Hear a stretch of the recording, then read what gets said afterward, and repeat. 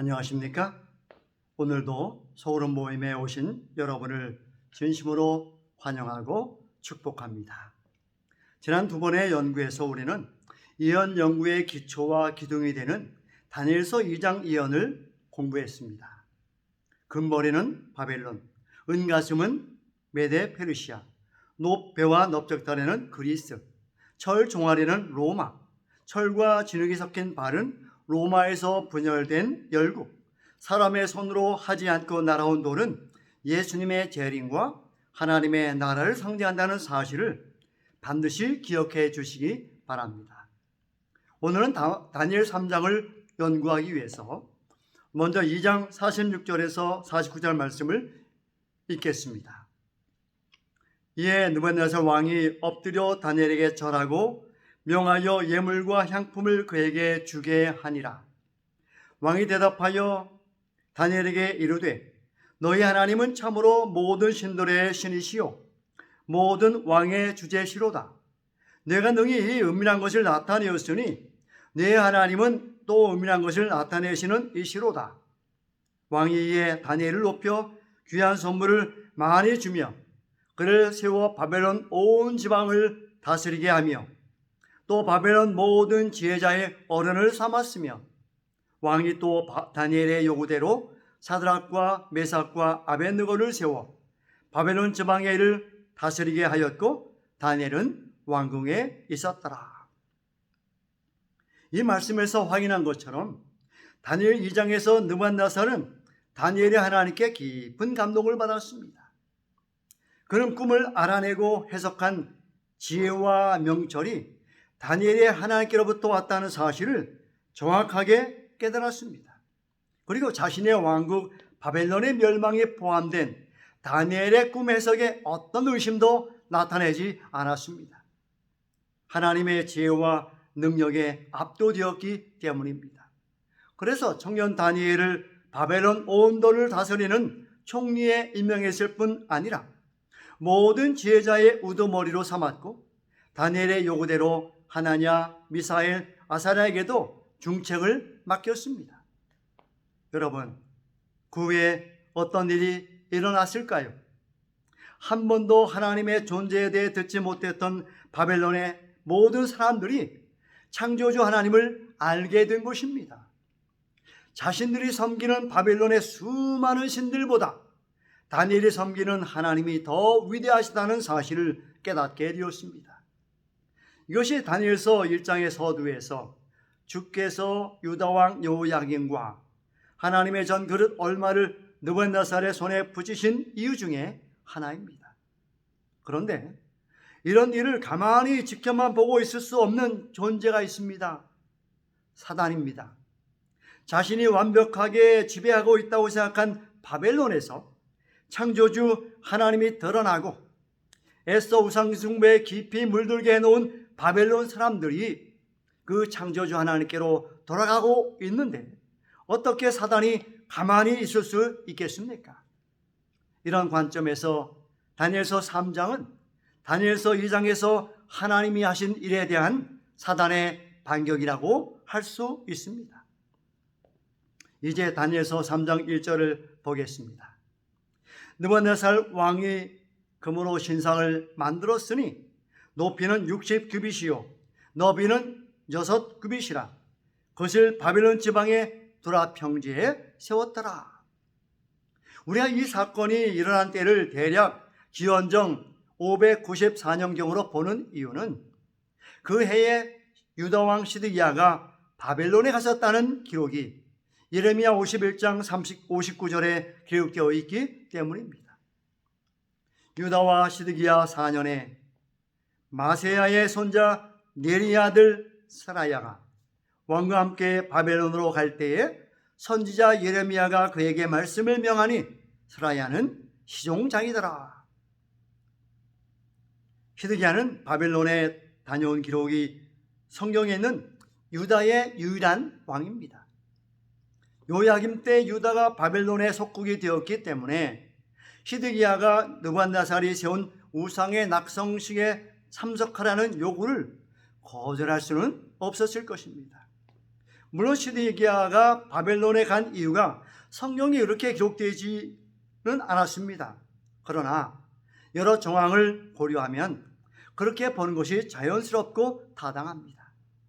그리고 그것이 사실이라면 이 해는 느부갓네살 통치 10년, 다니엘 2장의 사건이 있은 지 7년 후가 되는 것입니다. 느부갓네살이 세운 신상의 크기를 미터법으로 환산하면 높이가 약 27m, 폭이 2.7m가 되는 약 10층 높이의 건물과 비슷합니다. 거대한 신상을 머리부터 발끝까지 금으로 만들어서 두라 평지에 세웠습니다. 그리고 바벨론 제국과 속국에 속한 모든 관리들을 낙성식에 소집한 것입니다. 그래서 유다왕 시드기야가 바벨론을 방문한 기록이 예레미야서에 있는 것을 우리가 확인한 것입니다. 그렇게 모인 만조백관들에게 다음과 같은 왕의 명령이 선포되었습니다. 너희는 나팔과 피리와 수금과 사명금과 양금과 생황과 및 모든 악기 소리를 들을 때에 엎드리어 느부갓네살 왕이 세운 금신상에게 절하라. 누구든지 엎드려 절하지 아니하는 자는 즉시 맹렬히 타는 풀무불에 던져 넣으리라 하였더라. 여러분, 이런 엄청난 규모의 낙성식을 행하는 이유가 무엇일까요? 만일 다니엘 3장의 사건이 다니엘 2장의 사건에 대한 사탄의 반격이라는 관점에서 보아야 한다고 말씀드린 것을 기억하셔야 합니다. 이 낙성식은 다니엘과 세 친구를 통해서 바벨론에 드러난 창조주 하나님을 감추어 버리려는 사탄의 계략이고 전술입니다. 금으로 된 거대한 신상도, 오케스트라가 연주하는 장엄한 음악도, 절하지 않으면 죽인다는 존엄한 명령도, 활활 타오르는 풀무도 모두 창조주 하나님을 향한 사탄의 도전입니다. 하나님은 역사의 배후에서 일하실 뿐 아니라 사탄도 역사의 배후에서 일한다는 것을 보여주는 것이 다니엘서 3장에 기록된 사건입니다. 이 땅에서 일어나는 선과 악의 모든 싸움의 배후에는 하나님이 계시고 사탄이 존재합니다. 사람의 싸움처럼 보이지만 실제로는 하나님과 사탄 사이에 전개되는 선과 악의 대쟁투입니다. 우리 이런 관점으로 세상의 역사와 개인의 삶을 읽고 해석하는 것은 대단히 중요합니다. 그렇지 않으면 본질과 핵심은 다 놓치고 눈에 보이지 않는 현상과 나타나는 증세에만 매달리게 속게 되기 때문입니다. 그러면 사탄은 느부갓네살의 배후에서 어떤 일을 했을까요? 가장 먼저 하나님이 주신 예언을 의심하도록 유혹했습니다. 예언이 사실이라면 느부갓네살의 제국인 바벨론은 반드시 망하기 때문입니다. 그래서 다니엘서 2장의 예언에 압도되어서 다니엘에게 절까지 한 느부갓네살의 마음속에 예언을 부정하고 싶은 생각이 자리 잡게 되었고, 그것이 7년 동안 계속 자라나다가 그 결과가 지금 두라 평지에 세워져 있는 것입니다. 금, 은, 동, 철과 진흙, 그리고 뜨인돌로 이어지는 2장의 예언은 완전히 무시되었습니다. 머리부터 발끝까지 금으로 된 신상이 의미하는 것은 바벨론은 결코 망하지 않을 것이며 영원한 제국이라는 선포입니다. 여기서 기억해야 할 또 하나의 중요한 교훈이 있습니다. 악의 배후에서 일하는 사탄은 언제나 하나님이 하신 일을 흉내낸다는 것 사실입니다. 그래서 느부갓네살로 하여금 하나님께서 주신 예언의 기초에서 신상을 만들게 한 것입니다. 그런데 여러분, 차이가 무엇입니까? 하나님이 보여주신 것은 서로 다른 금속으로 된 신상이었고, 느부갓네살이 만든 것은 전체가 금으로 된 것입니다. 어느 것이 더 아름답고 가치 있게 보입니까? 사탄이 모조하고 느부갓네살이 변조한 것입니다. 이것이 사탄이 인류의 구원을 방해하기 위해서 일하는 방법입니다. 하나님이 주신 것보다 더 아름답게 보이고 더 매력적으로 보이는 모조품을 만들어서 사람을 진리에서 떠나게 하는 것입니다. 유혹하는 것입니다. 이것은 앞으로 우리가 다니엘서를 연구하는 동안 계속적으로 확인하게 될 것입니다. 다시 도라평지로 가보겠습니다. 머리부터 발끝까지 금으로 된 거대한 신상이 보이고 만조백관들이 도라평지를 가득 채우고 있습니다. 한쪽에는 만에 하나 왕의 명령에 따르지 않을 사람들을 처단할 풀무가 활활 타오르고 있습니다. 오케스트라의 장엄한 연주가 울려 퍼졌고 모든 사람들이 왕의 명령대로 신상에게 엎드려 절했습니다. 신상에게 경배하지 않으면 죽음을 피할 수 없기 때문입니다. 다니엘과 세 친구들에 의해 높임받았던 창조주 하나님은 잊혀졌고 바벨론에 다시 우상이 지배하는 제국이 되었습니다. 사탄이 배후에서 조종하고 느부갓네살이 무대에서 행한 일입니다. 그러나 다는 아니었습니다. 모두가 우상에게 엎드려 경배할 때 하나님의 계명에 순종하여 우상에게 절하지 않으므로 창조주 하나님을 향한 믿음을 고백한 다니엘의 세 친구 하나니아, 미사엘, 아사랴가 있었기 때문입니다. 이처럼 온 세상이 우상에게 경배할 때 하나님을 향한 충절을 지킨 신실한 예배자들을 하나님이 구원하신 것이 다니엘서 3장의 핵심 비결입니다. 그 과정을 간략하게 정리하면 다음과 같습니다. 8절에서 12절은 하나냐와 미사엘, 아사랴를 고발하는 갈대아 사람들의 고발장입니다. 그들은 이 세 사람의 행위가 왕의 신들을 섬기지 아니한다는 것, 즉 우상 숭배를 거절한 것이라고 정확하게 고발하고 있습니다. 13절에서 18절은 왕 앞에 끌려온 세 사람과 느부갓네살 사이의 대화인데 끌려온 세 청년을 보고 매우 당황스러워하는 느부갓네살의 모습을 우리가 볼 수 있습니다. 하나냐, 미사엘, 아사랴를 준엄하게 꾸짖기보다는 구슬리고 달래는 듯한, 나가서 부탁하고 애원하는 듯한 말로 목숨을 건질 기회를 줍니다. 하지만 세 청년의 입장은 너무나 단호하고 분명한데 그들의 위대한 신앙 고백이 16절에서 18절은 이렇게 기록되어 있습니다. 사드락과 메삭과 아벳느고가 왕에게 대답하여 이르되 느부갓네살이여, 우리가 이 일에 대하여 왕에게 대답할 필요가 없나이다.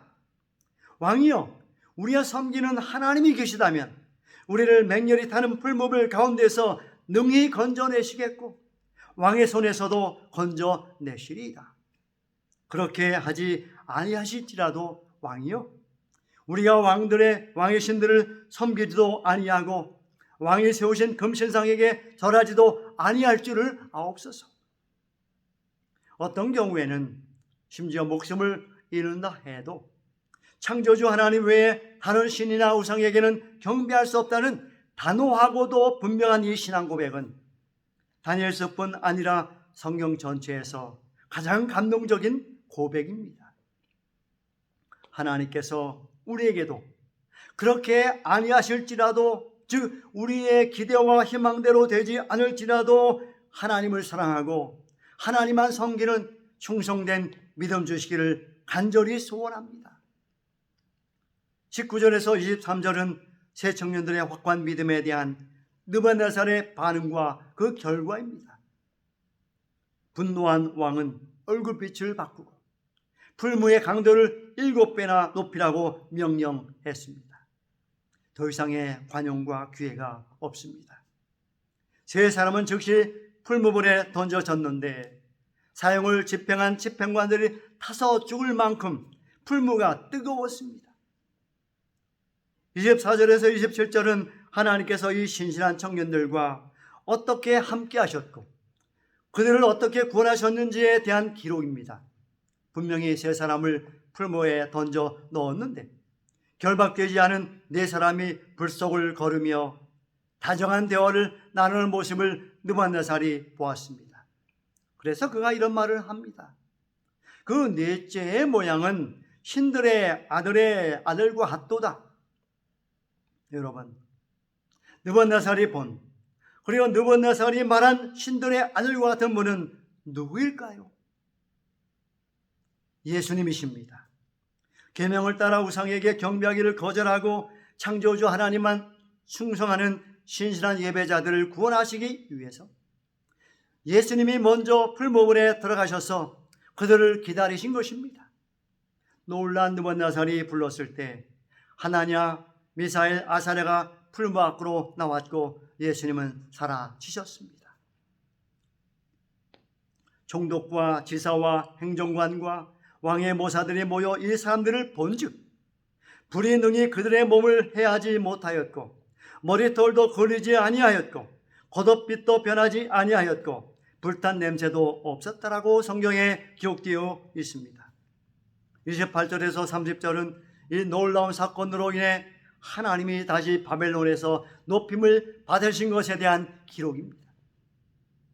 느부갓네살이 말하여 이르되 사드락과 메삭과 아벳느고의 하나님을 찬송할지로다. 그가 그의 천사를 보내사 자기를 의뢰하고 그들의 몸을 바쳐 왕의 명령을 거역하고 그 하나님 밖에는 다른 신을 섬기지 아니하며 그에게 절하지 아니한 종들을 구원하셨도다. 이는 이가 제 사람을 구원할 다른 신이 없음이니라 하더라. 왕이 드디어 사드락과 메삭과 아벳느고를 바벨론 저망에서 더욱 높이니라. 도라평지에 있었던 영적 전투에서 하나냐, 미사엘, 아사랴가 승리를 거두었고 느부갓네살이 패배했습니다. 동시에 바벨론이라는 역사의 무대의 배후에서 진행된 선과 악의 대쟁투에서 하나님이 승리하셨고 사단은 패배했습니다. 하나님이 당신의 자녀들을 구원하시는 것을 사단은 방해할 수 없었고 다시 바벨론에서 하나님의 이름이 높임 받으시는 것을 사단은 막을 수 없었습니다. 서구름 몸에 오신 모든 분들도 이 놀라운 하나님의 역사를 경험하시게 되기를 간절히 소망합니다. 오늘 말씀을 마치면서 말씀드리고 싶은 것이 있습니다. 창조주 하나님은 오늘 우리 모두가 다니엘의 세 친구들처럼 하나님의 계명에 순종하기를 원하신다는 사실입니다. 우리는 첫째 계명에 순종하여 창조주이시며 구속자이신 하나님만을 섬겨야 하고 둘째 계명에 순종해서 우상을 만들거나 절하지 않아야 하며 셋째 계명에 순종해서 하나님의 이름을 존귀하게 여겨야 하고 넷째 계명에 순종함으로 제7의 안식일을 기억하여 거룩하게 지켜야 합니다. 우리가 이렇게 신실하고 충성되게 하나님의 계명에 순종하는 것을 사탄이 두고 보지는 않습니다. 느부갓네살이 하나냐, 미사엘, 아사랴에게 한 일은 하나님의 계명에 순종하는 모든 시대의 그리스도인들을 향한 사탄의 분노이며 공격입니다. 그렇게 계명을 지키는 것은 율법주의라고 공격하기도 하고 십자가에서 계명이 폐지되었으니 이제는 지킬 필요가 없다고 회유하기도 합니다. 요즘은 성경에 기록된 그대로 믿는 것은 근본주의라고 공격하기도 합니다. 그러면 이렇게 하는 이유가 무엇일까요? 우리로 하여금 다니엘의 세 친구들과 같이 하나님의 계명에 순종하지 못하게 하기 위해서입니다. 나중에 연구할 다니엘서 7장에서 우리는 사탄이 하나님의 계명을 변개하는 것을 확인하게 될 것입니다. 이 모든 일의 목적이 무엇일까요? 우리로 하여금 하나님의 계명에 순종하지 못하게 하는 것입니다. 놀랍게도 예수님이 재림하시기 직전인 마지막 때에 다니엘 3장의 사건이 재현될 것이 계시록에 예언되어 있습니다. 계시록 13장 15절을 보겠습니다. 그가 권세를 받아 그 짐승의 우상에게 생기를 주어 그 짐승의 우상으로 말하게 하고 또 짐승의 우상에게 경배하지 아니하는 자는 몇이든지 다 죽이게 하더라. 다니엘 3장과 너무나 흡사하지 않습니까?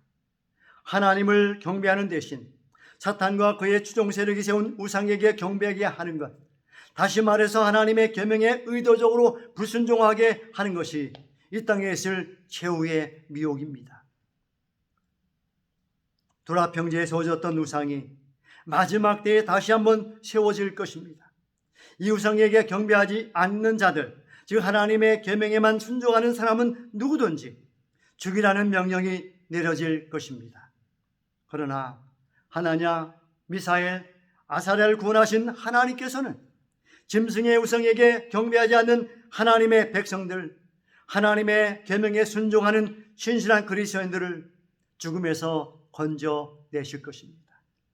새 청년들보다 앞서 불무에 들어가 기다리신 예수님은 당신의 자녀들이 이 땅에서 당하는 모든 환난의 자리에 먼저 계셔서 도우실 것입니다. 악한 세력의 어떤 공격도 하나님의 백성의 머리카락 하나 상하게 하지 못할 것입니다. 하나님이 우리 편이시고 하나님이 우리의 주인이시기 때문입니다. 요한계시록 14장 12절 말씀입니다. 성도들의 인내가 여기 있나니 그들은 하나님의 계명과 예수에 대한 믿음을 지키는 자니라. 여러분, 누가 성도입니까? 하나님의 계명과 예수에 대한 믿음을 지키는 사람들입니다. 죽이겠다는 위협 앞에서도 하나님의 계명에 순종하고 예수님을 향한 믿음을 버리지 않는 사람이 성도입니다. 그리고 이처럼 하나님께서는 계명을 지키는 그리스도인들을 끝까지 인도하시고 반드시 구원하실 것입니다. 그러므로 하나냐, 미사엘, 아사랴 같은 참된 예배자가 되기로 결심하는, 하나님의 계명에 순종하는 삶을 살기로 결단하는 저와 여러분이 되시기를 간절히 소망합니다. 기도하겠습니다. 아버지 하나님, 다니엘 3장의 말씀을 통하여 계명을 지키는 자들을 지키시고 인도하시고 마침내 구원하시는 하나님을 만나게 해주셔서 감사합니다. 어떤 경우에도 하나님의 계명과 예수에 대한 믿음을 지키는 성도가 되게 해주셔서 하나냐, 미사엘, 아사랴처럼 승리함으로 하나님을 기쁘시게 하는 우리 모두가 되게 해 주시기를 예수님의 이름으로 간절히 기도합니다. 아멘.